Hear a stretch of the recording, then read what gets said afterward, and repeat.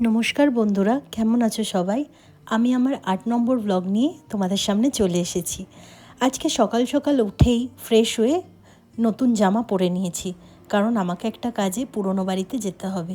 তাই তাড়াতাড়ি করে সমস্ত কাজ সেরে আমাকে বেরোতে হবে।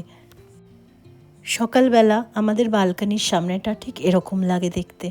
এবার চলো তোমাদেরকে একটা জিনিস দেখাই। আমাদের ছাদ থেকে এই দুটো পাহাড় দেখা যাচ্ছে। সামনের পাহাড়টা হচ্ছে চামারলেনি আর পেছনের পাহাড়টা হচ্ছে রামশেজ। আমি দুটো পাহাড়েই ট্রেক করেছি। এরপরে যখন আবার ট্রেক করব আমি তোমাদেরকে অবশ্যই দেখাবো। আর সামনের পাহাড়ে যে ছোট সাদা মতো একটা ডট দেখা যাচ্ছে, ওটা হচ্ছে জৈন মন্দির। আর এই দিকেও কিছু পাহাড় আছে একদমই দূরে, সেটা একদম অল্প অল্প বোঝা যাচ্ছে। আমি নিচে নামতেই দেখি ছোটোটা এসে উপরে ওঠার চেষ্টা করছে। আমি ওই দুটো পুরনো ফ্রেম রেখে দিয়েছি, কারণ যাতে ওরা উপরে না আসতে পারে, কারণ ছোটোটার খুব হেয়ার ফল হচ্ছে। তাই দেখো, উপরে না আসতে পেরে ও ওখানেই বসে পড়লো। তো যাই হোক, নিচে যাই আর কিচেনের কাজটাও সেরে ফেলি। কালকে কাকির বাড়িতে নিমন্ত্রণ থাকার জন্য আমাদের আসতে একটু লেট হয়ে গেছিলো, তাই বাসনকোসনগুলো সেভাবেই ধরা ছিল। আর আমার যেহেতু ঠান্ডা লেগেছে, তার জন্য আমি রাতের বেলা যতটা পারি জল কম ঘাটার চেষ্টা করি, নয়তো আমি রাতের বেলায় সব কিছু গুছিয়ে রাখি কাজ। তো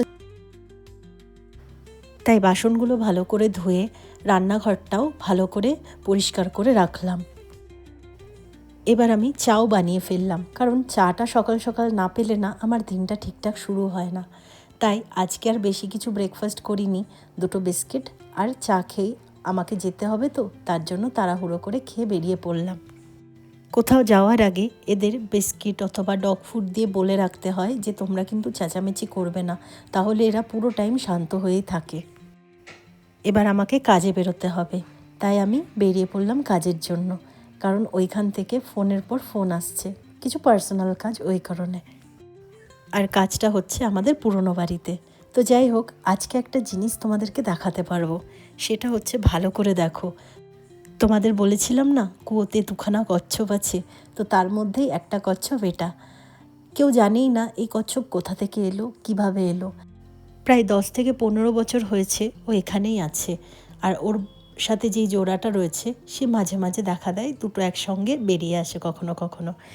তো কী সুন্দর ফুল গাছ লাগিয়েছে দেখো। আমি ঠিক নামটা জানি না এই গাছটার নাম কি, বা আরেকটা যেটা বাটারফ্লাইয়ের মতো দেখতে সেটার নাম কি, কিন্তু খুব সুন্দর লাগছে। তো যাই হোক, কাজ হয়ে গেল, এবার আমি বাড়ি চলে যাচ্ছি। তো আজকের জন্য এইটুকুই। তোমাদের কেমন লাগলো ব্লগটা বলতে ভুলো না। দেখা হচ্ছে পরের ব্লগে।